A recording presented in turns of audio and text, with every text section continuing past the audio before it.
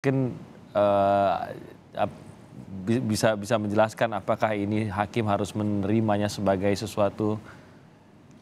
Ya, oke, nanti saya akan lanjutkan lagi dengan Kang Asep dan Bang Martin. Tentu saja ini masih nanti kita akan sambung dengan mereka. Bang Martin sudah bersama kami. Iya, Ya, sorry ada terkait telepon dengan tadi. keterangan Verdi Sambo tadi, itu di dalam ruang sidang disebutkan tadi. Bagi Ya, Anda, apakah ini keceplosan kah atau memang ini juga harus menjadi sebuah catatan oleh hakim? ya, jadi kan ada dua hal sebenarnya ya Hmm. yang dalam hal ini menguatkan dugaan kita. Yang pertama adalah kesaksian Richard Eliezer Mhm. dan AKBP Riki Ridwan Soplanit ya yang mengatakan bahwa Verdi Sambo ikut menembak. Lalu yang kedua adalah eh, keterangan dari Verdi Sambo sendiri ya. Di mana keterangan Verdi Sambo itu ketika ditanya oleh penyidik ya melalui pertanyaan dan digunakan juga pada satu tes poligraf ataupun lie detector ya. Yang hasilnya Ya. ketika ditanya apakah menembak Joshua atau tidak, ternyata hasilnya berbohong. Kan kalau berbohong itu kan berarti lawan kata dari benar gitu kan. Nah, sehingga Hmm. sudah ada dua bukti dalam hal ini bahwa memang Verdi Sambo menembak. Nah, Hmm. yang menjadi masalah kan adalah yang bersangkutan ini tidak mengakui ya, tidak mengakui dan kemarin di persidangan itu eh, kalau bahasa kita keceplosan. Nah, kalau keceplosan itu biasanya datangnya dari mana sih? Dari alam bawah sadar. Mhm. Alam bawah sadar itu datangnya dari mana? Dari sesuatu hal yang dia ingat, pernah lakukan ataupun pernah dia ingat. Jadi Hmm. kalau rekan saya Rasmala Aritonang mengatakan hal tersebut adalah salah ya ataupun tidak benar, menurut saya itu justru yang benar. Hmm. Bisa saja nanti itu menjadi suatu keyakinan hakim bahwa pada saat di depan persidangan itu ketika melihat barang bukti itulah yang benar gitu loh.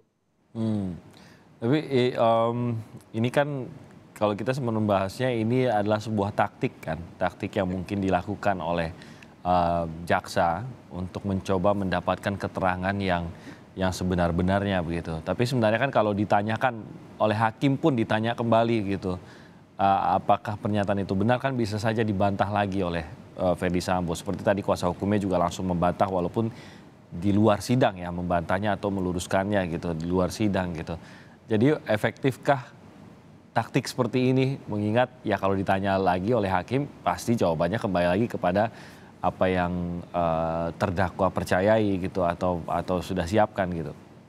Ya, kalau dibilang efektif atau tidak, ya pasti efektif. Tapi Hmm. apakah akan menjadi pertimbangan hakim atau tidak, ya dalam memutus perkara, nah itu kan tergantung keyakinan hakim, Bung Iya. Timothy. Nah, keyakinan hakim itu datang dari mana sih? Ya dari fakta persidangan, ya. Walaupun terdakwa menolak, tapi ingat loh, terdakwa punya hak ingkar, ya. Nah, yang disampaikan di depan tadi itu kan memang tidak bisa semata-mata langsung dicatat dan dijadikan itu apa namanya kesaksian dia ataupun pernyataan dia, walaupun nanti dia akan menolak dengan tegas. Nah, tapi Hmm. penolakan di luar persidangan juga itu tidak bisa dijadikan sebagai pertimbangan, sudah pasti.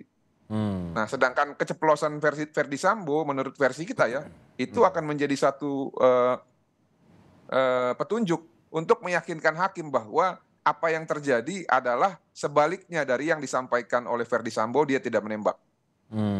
Dan itu disampaikan di dalam ruang sidang begitu ya. Ini Ya, yang sangat membedakan. Apapun yang disampaikan dalam ruang sidang itu harus menjadi suatu yang ya walaupun mungkin tidak masuk ke dalam pertimbangan tapi harus ya didengarkan gitu, didengarkan oleh hakim setidaknya gitu ya.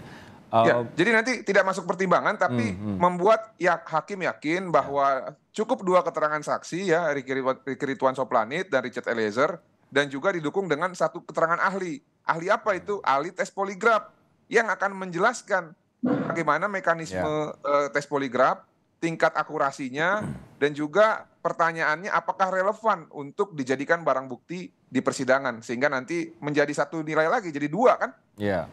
Dua orang saksi, satu alat bukti. Satu keterangan ahli, satu alat bukti.